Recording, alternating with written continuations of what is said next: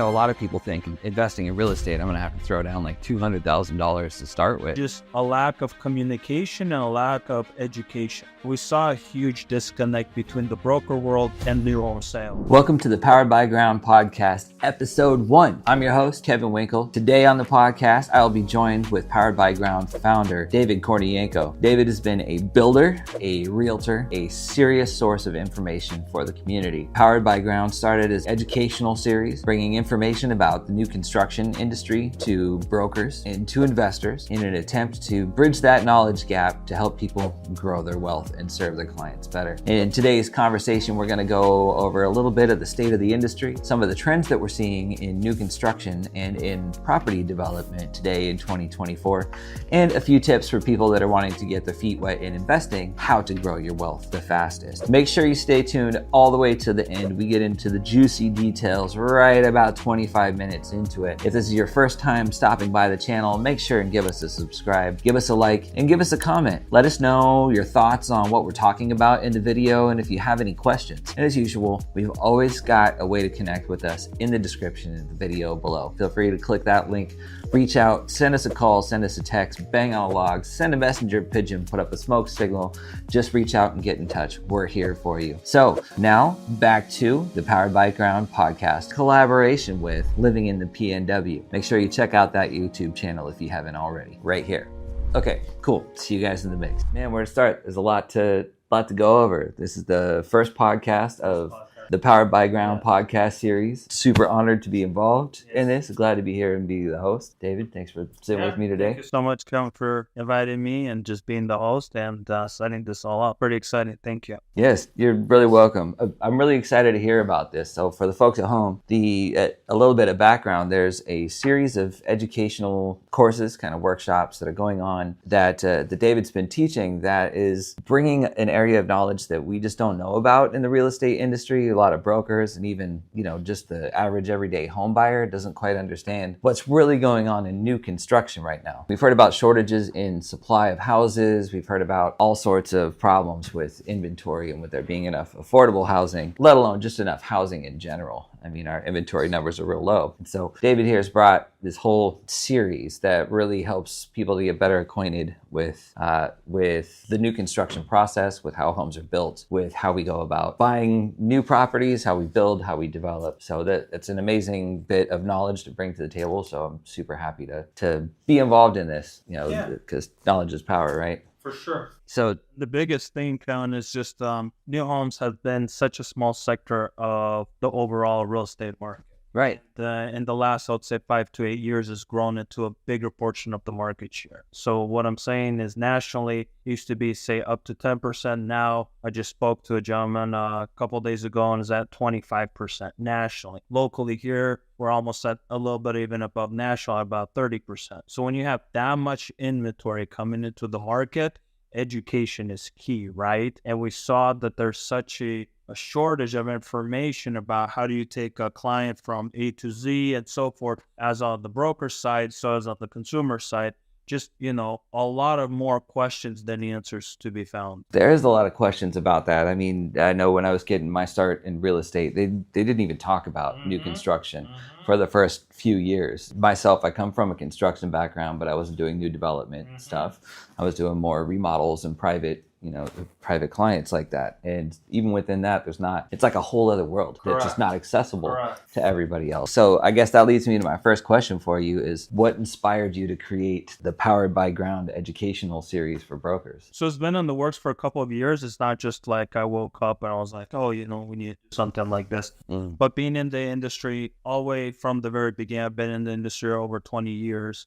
Just about 20 and going up north from there. But just looking at the whole market, the way things have been developing, even in our market here where national builders have been coming into our market, building more, consumers asking more questions, and just the flow of transactions, like I mentioned, going more into that direction. The more transactions that flow into that direction, the more questions people have. And being in the real estate industry, I talk to brokers, real estate builders, developers, everybody.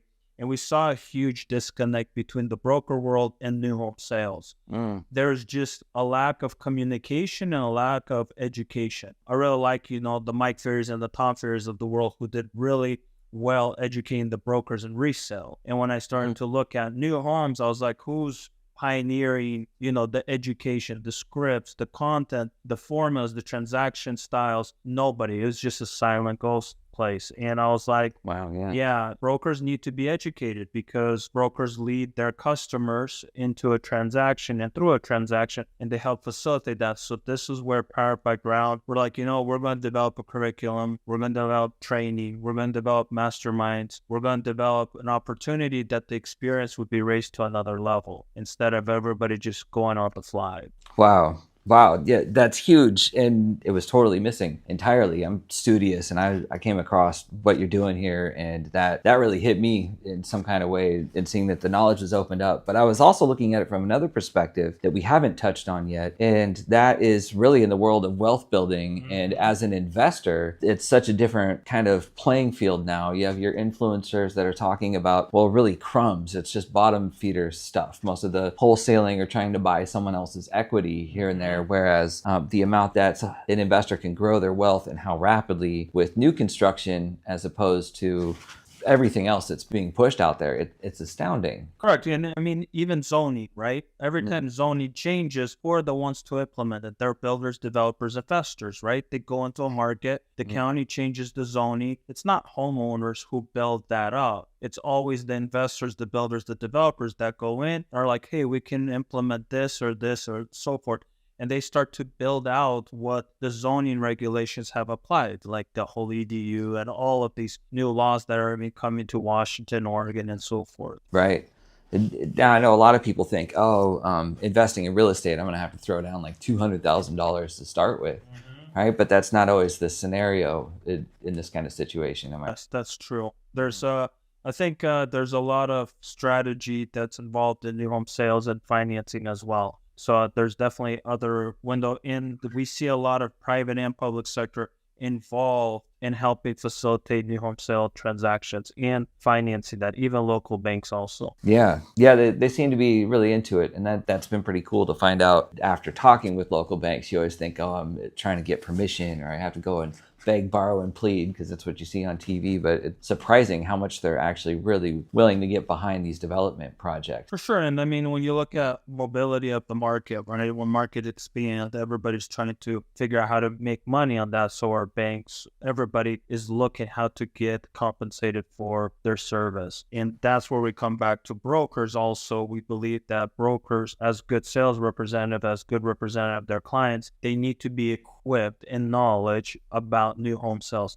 the process, the transaction, time frames, zoning, new neighborhoods, just like we're doing spotlight communities. This is where everything is going, right? New shopping centers, all of this. And as people who lead their clients, we should know where to lead them and what's happening in every zip code or every county or every city as development process go forward.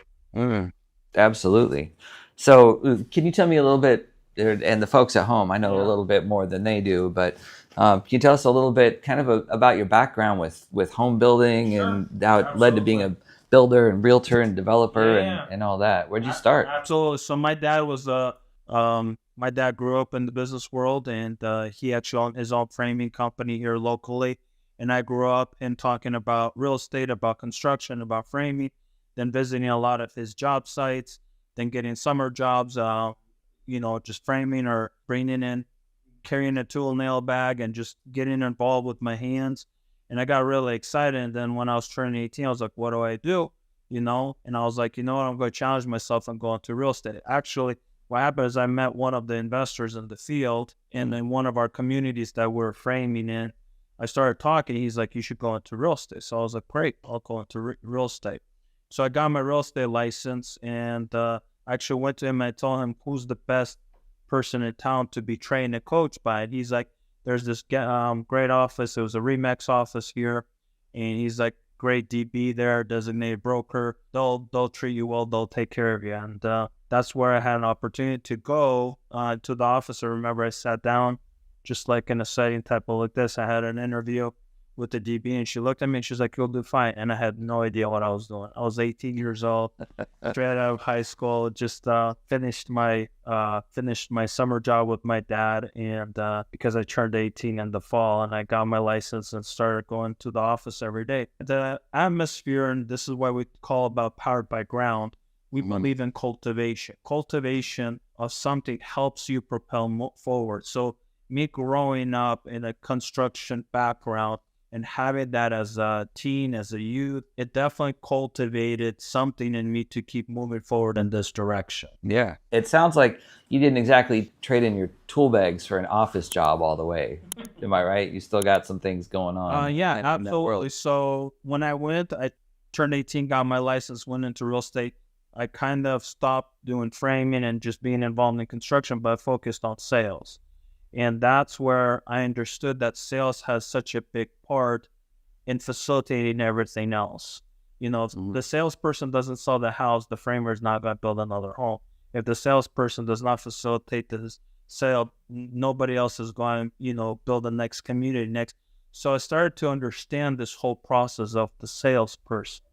And year over year, that started to build up. But then in about 4 years into my career, I started to learn how to facilitate new home sales transaction between investors, developers, builders, and that background in construction helped me understand when doing walkthroughs with clients and so forth. So yeah, one thing builds up on another for sure. Yeah, most definitely. So today you're still building. We're always active building because I say you have to be in the market to know what's going on in the market. So when we consult people or investors or builders, developers that we service, we ourselves want to be involved in the market. Sure. So I want to know what the troubles, new energy laws, new anything that comes through, we are going through the same process as our clients. So we get to go through the same emotions and roller coasters. Gotcha. So in the past few years, how many homes have you been involved with building, let alone? So directly right now, we oversee between like 40 to 60 homes a year. Indirectly, it's been more depending on how we've been involved and how we've been overlapping in different ventures. So yeah, I would say give or take, we're involved in about bringing 40 to 60 homes to the market every year. Wow, that's actually a pretty good number. Yeah, that takes a lot of work. Yes. It is a lot of work, but keeps us in the market and allows us to, especially like the training, to train brokers and everybody in the current state where we're at right now. Absolutely, right?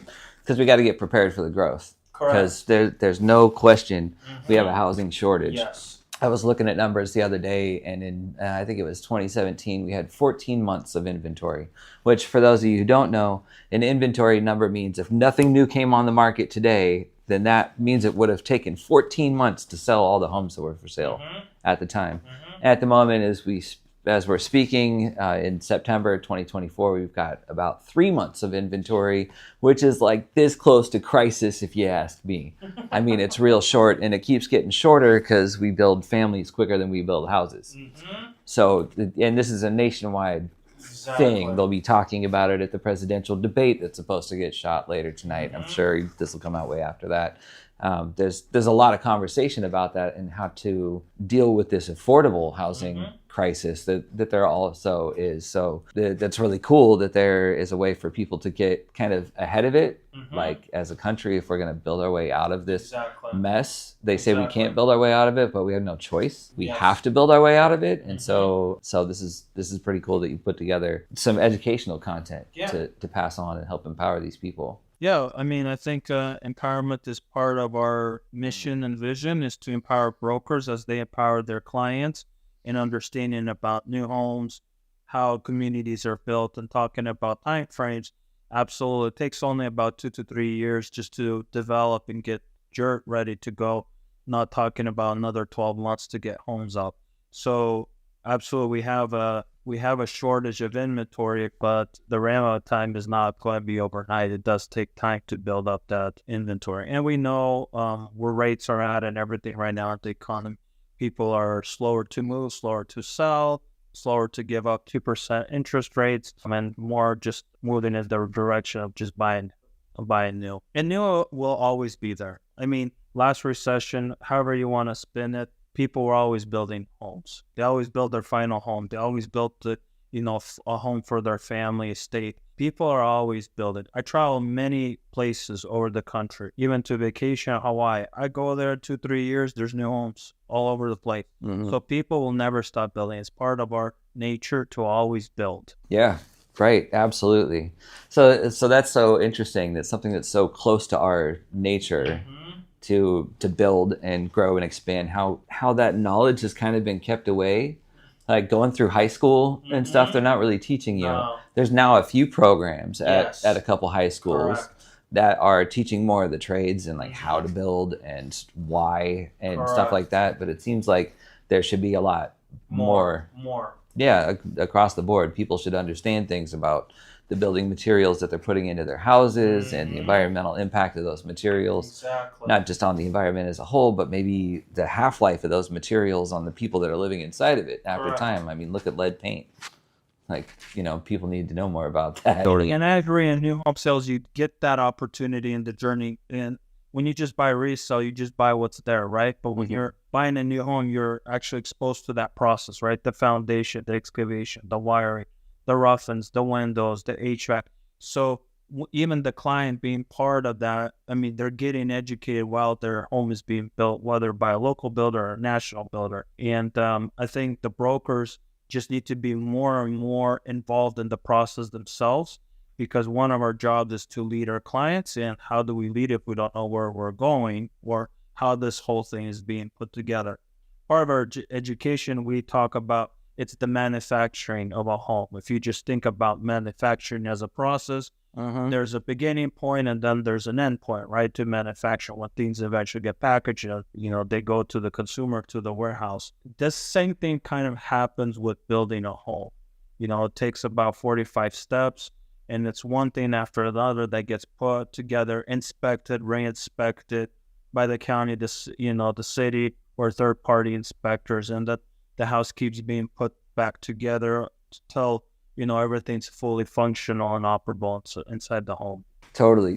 Something I love about that process is that it's specific, it's trackable, it's measurable, there's not a lot of woo-woo in it. There might be some market concerns that affect one way or another, but where people are trying to figure out how to grow their wealth and how to stabilize within their community, like this is very much a new construction, and the call for it right now is very much opportunity, right? Where we can put our intention into that process and really like build something better for down the line for ourselves, for our families, for those around us. Absolutely.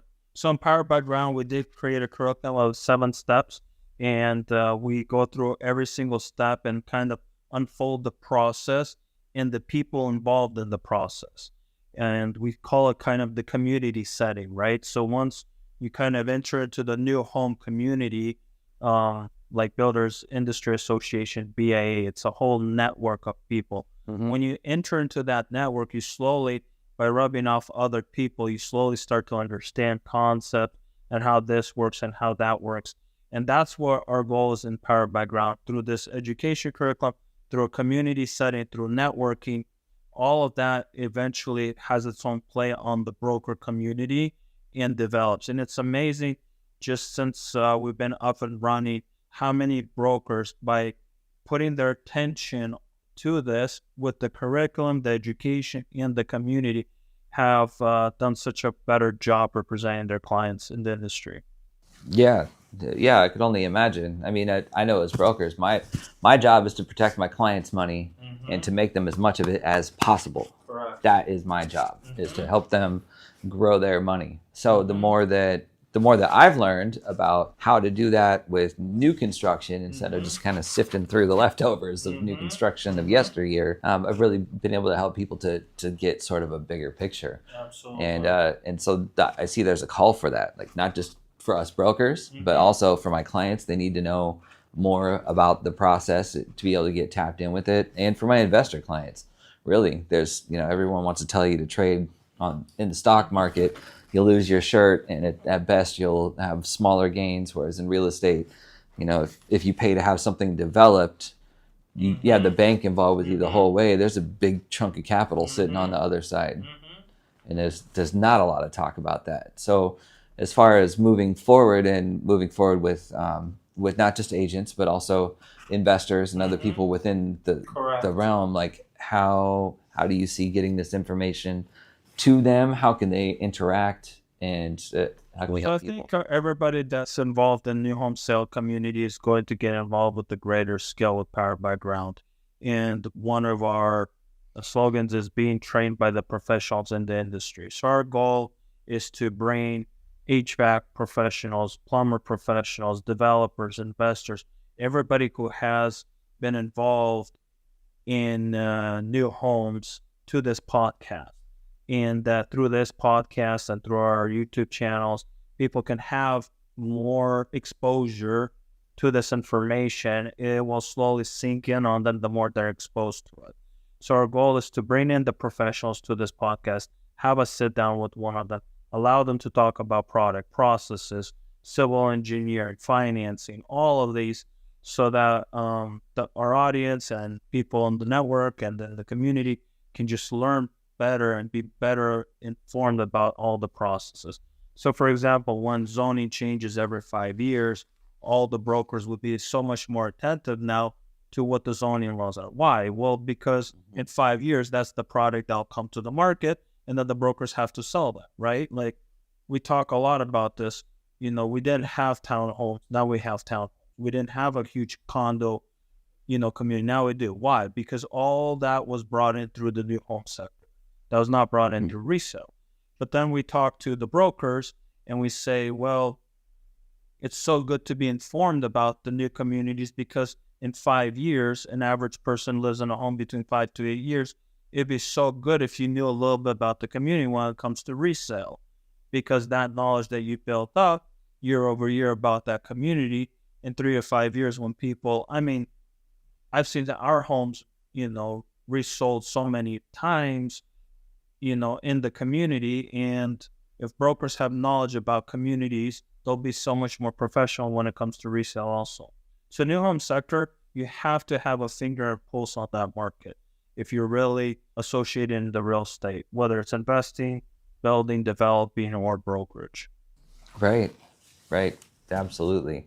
And when it comes to that new home sector, not all builders are created equal, right?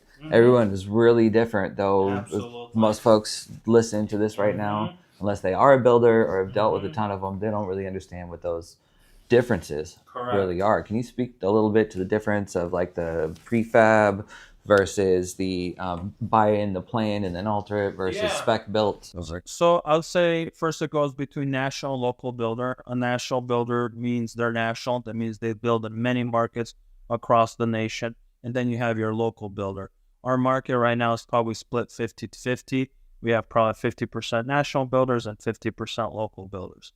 Wow. Then a handful of the local builders, they split between, specs, which you're talking about, and that pre-sale. Pre-sale is where the client is involved in the beginning of the phase all the way to the end. Spec is where the builder's involved and the client only comes almost towards the later end of the building process, meaning the builder chooses everything from design, from color choices, from flooring, and then the client usually either comes in at the very later part or just buys the finished product.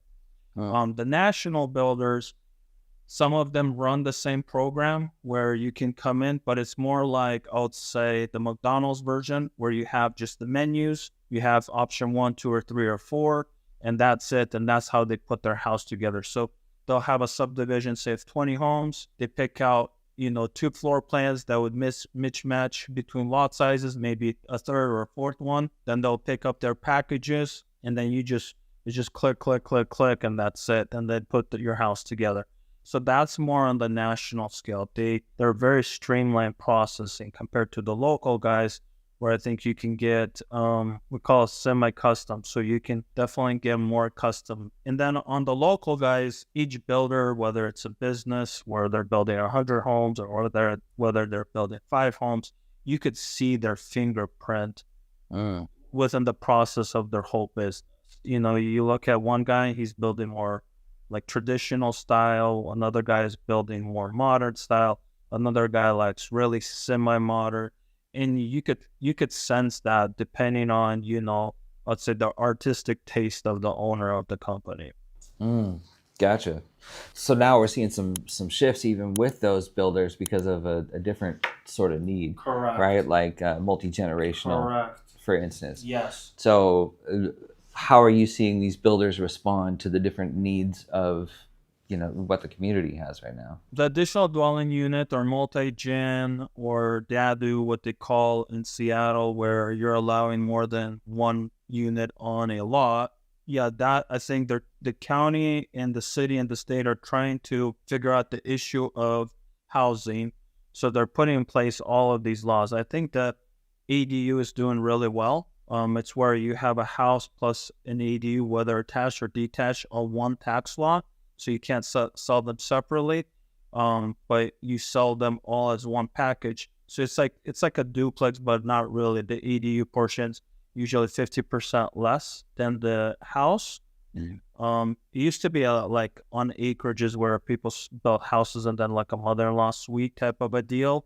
But this is, on a single family city lot. That is answering it's helping assist on that concern of housing. It definitely is.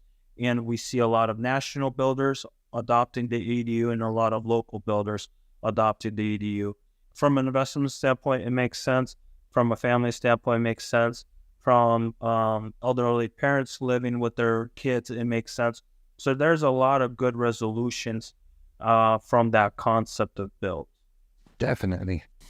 Yeah. It seems like they're shifting and really kind of responding to what the market calls for. Correct. Do you see the local builders adapting quicker, or is it kind of everybody's jumping in? I think everybody's slowly jumping in. I think the ADU's been around for like 2 or 3 years, but it's always slow. But then the market gets used to it. You get comps, you get appraisers, you get resale value out of it, and I think eventually momentum will grow. Gotcha. Okay. Gotcha. So I'm going to take a quick left turn, and I want to ask you, if someone was stepping into real estate investing and maybe they had some equity built up or had a little bit of money to work with, what are some of the avenues that you see people making more money in at the moment than others? So I'd say where the market complements investors now is more long-term holding. So not necessarily on the short-term holding. I think it's the long-term holding. So you should, if you're anticipating to invest in real estate, you should expect to hold for at least 5 years right now. Other guys who are investing into other sectors of real estate investing, they're actually shooting for 5 to 10 years. So anything that you're willing to hold for 5 to 10 years is worth investing to. Gotcha. Because they believe that the rates will eventually come down, which will complement, the overall projection of real estate. So what areas of investing are you really seeing growth in, right? Is it in more single families with extra units? The investors who buy single family residentials, it's those who like the standalone. Guys with bigger capital like the higher density stuff. So say people who have less capital usually buy the house with the ADU concept, or we've seen a lot of smaller investors buy homes and build ADUs on them. And that's how they're building equity inside of their home. Bigger capital groups, they just like higher density and like to be building all in one place. So it's all about how big of a capital flow and capital group you want to be. Right. So it takes a lot more capital up front to build the bigger. I mean, the guys who are just starting, I have a lot of family and friends and subcontractors that always ask about real estate investing. And I go, just buy a home with a bigger lot, because that's where the future is going. You can probably build one ADU or two ADUs. You can pull on equity out of your home, build that, refi it, because now you have two sources of income paying for one debt of a loan pool. So that will allow you, because that's where the zoning is going. So for, I'll say, the short term, I mean, it's you're squeezing the potential out of a single lot that's a SFR with a bigger lot to build those additional dwelling units. The SFR meaning single family rental. Single family residential, correct. And moving it into the area of building ADUs. If you're looking for bigger capital flow, yes, guys are buying, fourplexes, triplexes, bigger pools, where they're, and it's all long term. Nothing's for short term right now. It's about 5 to 10 year growth for holding. Are there a lot of builders who are doing the multi-family, or are they all trying to stick to single? What's the trend? I think the trend is moving SFR plus multifamily. Correct. Okay. Locally here, if you look at bigger metro areas, so it's all about high density. So it's all about stacking as many units as you can as small of a square footage of a lot possible. So I think our area is growing into a metro area. So we'll see more of that happening for sure. So builders, they will diversify their portfolio of what they build. So they used to build single family residentials. Now they're going to build single family with ADUs. That is going to be single family residentials, ADUs, and then multifamily. And I'm seeing a lot of builders locally move into that direction. Nationals won't make that swap, but the local guys are making that transition for sure. Right. So a lot more of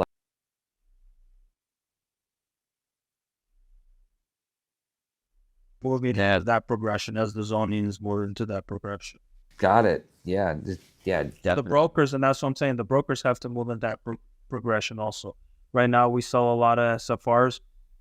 5 years from today, we're going to be selling a lot of SFRs with ADUs. 10 years from today, we're going to be selling a lot of multifamily SFRs with ADUs. So, we got to kind of go where the zoning, where the city wants to develop and transform it into whatever they're working at. So let's say someone has a single family rental. Maybe they live in it, or maybe they've just acquired it, and they want to follow this strategy. What are the steps that they would go through to get the extra development done on their property, and then what kind of return on investment could they expect? So the ROI formula will definitely change per case by case, so we can help run all of that. But I would say anything that has a home with a bigger lot, look at your options to build an ADU. Even a 500 square foot, 800 square foot, housing shortage is going to be a question. Like when you go into like a metro market, like I was down in San Francisco a couple of years ago, and I was walking the streets. People are renting out their garages, right? They convert their garages into living space and they rent it out. Why? Because there's just a shortage of housing, and that's what people do. They start to become creative. So anything with a bigger lot, SFR with a bigger lot, will always give you opportunity. And the city doesn't want to maybe spend so much money on infrastructure improvement to expand the city, so they're willing to allow you to tap into the infrastructure that's already there, sewer, water, lateral, and so forth, so we can build more houses within the area that we have, to increase density. Right, and that's changes that recently kind of came into play through Bill 2001, the middle housing laws. The cities nationwide, everywhere, their hand is being forced, where they would only let you build so much on a lot. Now they have to let you expand and grow more. So every time we get this little kind of a let up on the rules, that is an opportunity to just... Yes, it's a huge opportunity. Totally. So there's a lot of that out in the market right now. Correct. Yeah. If you want to get tapped in with more information about development in your local market, in the market we're in Southwest Washington, Portland metro area, Seattle to Eugene, everything in between, reach on out to us and we'll get you in touch with somebody in your market who is the person to grow with. Before we wrap up today, is there anything, David, you want to tell them? Just want to say thank you, and I'm excited to see what's going to happen with Powered by Ground. And the viewers out there, get educated in new home sales. It's not going anywhere. It's just this sector is going to grow. Absolutely. Thank you so much for that. Everybody watching right now, if you like this content, you've enjoyed what it is that we're talking about, make sure you hit the subscribe button right now. We will continue to produce videos regularly, bringing information like this to you. Make sure you check out the link in the details below in the video description. You can reach out to us there, send us a call, send us an email, shoot us a text, bang on a log, days, nights, evenings, weekends. We're here for you to get your questions answered. So until next time, we'll see you then.